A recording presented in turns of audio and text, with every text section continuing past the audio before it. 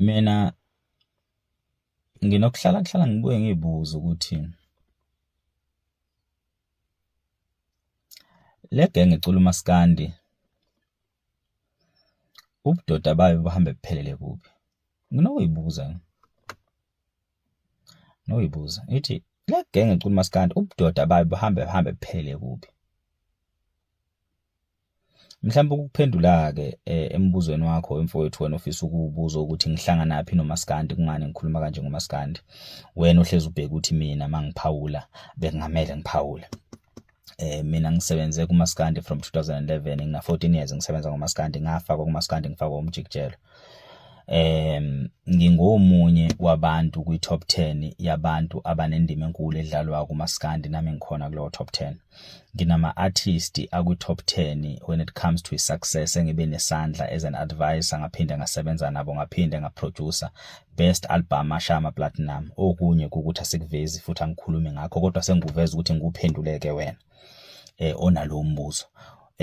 Isizathu sokuthi ngibuze lo mbuzo ukuthi lamadoda esiphila nawo umaskandi angamadoda anjani, ingenxa zokuthi kusangithusa namanje, kuhlezi kungi-amaze mina ukuthi izinto ezenzeke sisodwa sithi singamaciko siyibone seyigcwele ku-social media, ayi kuyohlezi kungidida.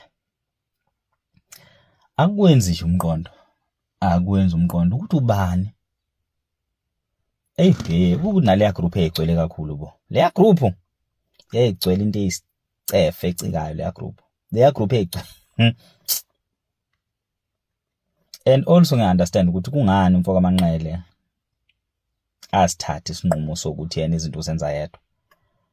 Ngangiqala ukuhlangana naye egrouphini kamaskandi selokhu ngama selokhu abakhona, angikaze ngihlangane noMthandeni egrouphini eyodwa. And sibonga wona umoya kaMfoko Dlamini owehlela kuye, wakhuluma naye ukuba sibe into eyodwa, sibumbane, sihlangane.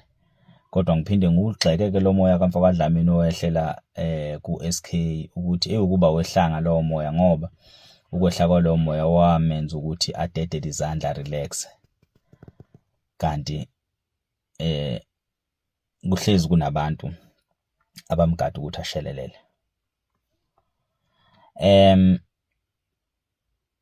Madoda, anona madoda, ngoba lento ayenziwa ngomuntu wesifazane, babekhona bona abantu besifazane kodwa ayenziwa ngomuntu wesifazane, and zilokhu iphuma lezi ithombe kancane kancane. Ngibone sekuvela neSkalimit. Umfoko Nala is very private, and kodwa ngibone sekuvela isithombe sikaLimit kuqhathaniswa umnikelo kaLimit uqhathaniswa uMthandeni. Yazizwa nje into eniqhathanisayo.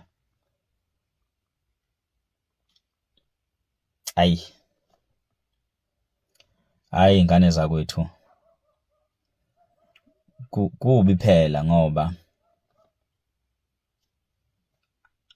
kunje umhlaba wepolitiki, umaskandi wepolitiki, nabalandeli bakhona abanayo indlebe elalela ngeqiniso, abafisa ukuzwa, bahlezi becabanga bona ukuthi kunomuntu oyilento akayiyo okungafanele abe yilento ayiya. Ngifisa ukwazi ingane zakwethu ukuthi it's either uMthandeni noma uKhuzani, lento abayiyo asisoze sakwazi ukubaphuca yona, futhi nongabe siyafisa ukuba yibo asisoze safika kubona. Umfoko Khuba-ke usebekezela isikhathi eside eqhubeka ehlanganisa nalama group kamaskandi, eba umholi, futhi njengamanje-ke umholi ngampela, kodwa usalinyazwa. Okukuthi mina ukuba kwakuyimi ngabe kade ngayeka phansi, kodwa ngenxa zokuthi uyayithanda into right usazama.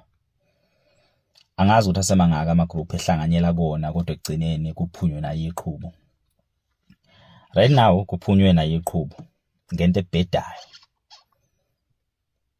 ebhedayo, okungamele ngisho ngabe kukhulunywa ngayo, kodwa nje kubhizi ukukhulunywa ngayo. Kukhulunywa ngalento ekukhulunywa ngayo phezu kwesifo, phezu komuntu engekho emhlabeni. Kukhulunywa ngemali eyihlanganisiwe.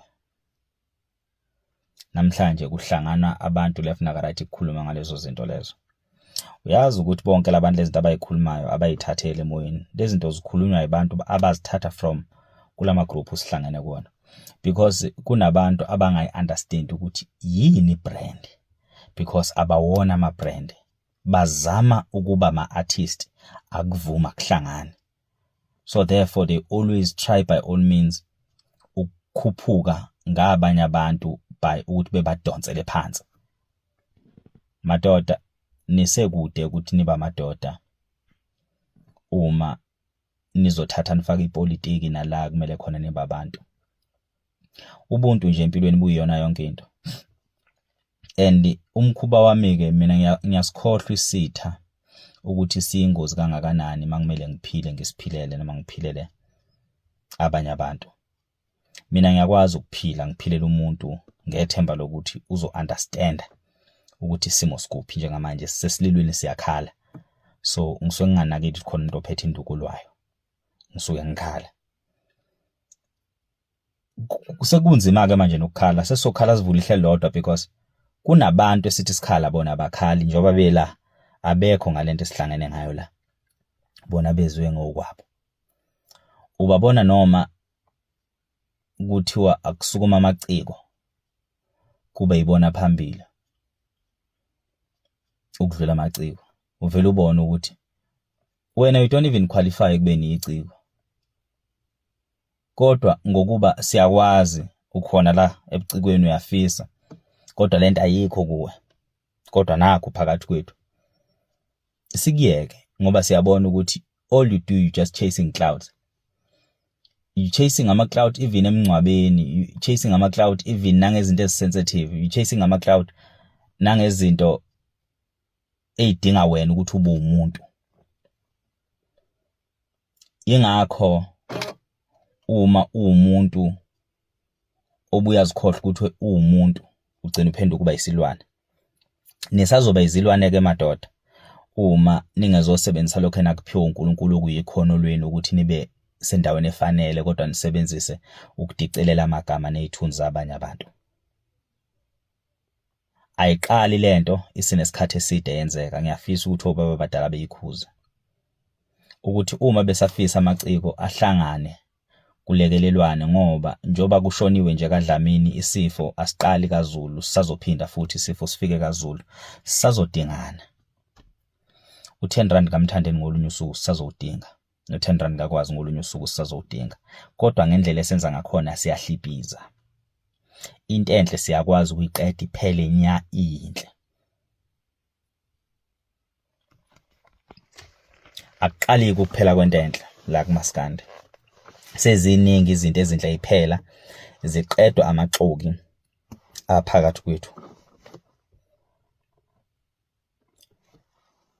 Uma kuthiwa amaciko ayikihlonishwe into yobuciko, ukuthi makuthiwa amaciko sithi amaciko, not ophila neciko, because leke ngephila namaciko naleke ngefisa kuba amaciko akuhlukane.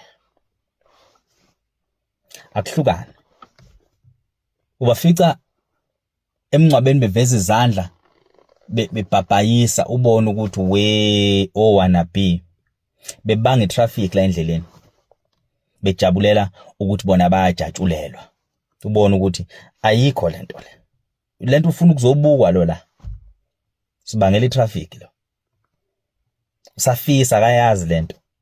And ubhlungu umuntu ongabazi ukuthi ubuciko buuNkulunkulu, bubuNkulunkulu. uNkulunkulu ngesikhathi ekhanda iciko wayezikhanda yena. Yiciko kuphela likwazi ukudala into engekho ibe khona emhlabeni. Kodwa wena uma ungakwazi ukudala into engekho ibe khona iphile, abantu bekuhloniphe bekubabaze mawuqhamuka, ingakho uyohleza ucindezela abantu abaphakeme nabaphakanyiswayo. Uhleza ufuna ukubadonsela phansi isathana. Angimazi, angikhulumi ngomuntu engimaziyo la. Kodwa kunabantu abahlezi belwa nobuNkulunkulu obukubantu. Ngoba ukuba kuya ngabantu ngabe mina kufanele ngihlezi ngithule ngicindezelwe ngokuba nakho ngusonkondlo, ngokuba nakho ngihlezi ngikhuluma ngiveza izinto esengizenzile la kwi-industry. Ukuba kuya ngabantu, umuntu ehlezi ufuna ukuvika lobukhulu bakho. Yingakho ngimhlonipha ngimthanda umuntu ongaziyo ukuthi ngimngakanani. ngingemkhulu ngibe ngangokhuzani ngibe ngangomthandeni ngibe ngangonto encane kodwa ngimkhulu kuNkulunkulu wangidalayo. So hlonipha ubukhulu bami. Engangemkhulu umthandeni kulubukhulu bento osuke uyibhekile empilweni kodwa mkhulu ukunawe. Mkhulu futhi kubantu bakhe. So bafowethu asihlonipheni ubuciko, sihlonipha amaciko, siphinde sisebenzise ubuntu la kumele khona sisebenzise khona ubuntu. Siyeke lengqondo esiyenzayo. Yimbi. Hey. Hayi.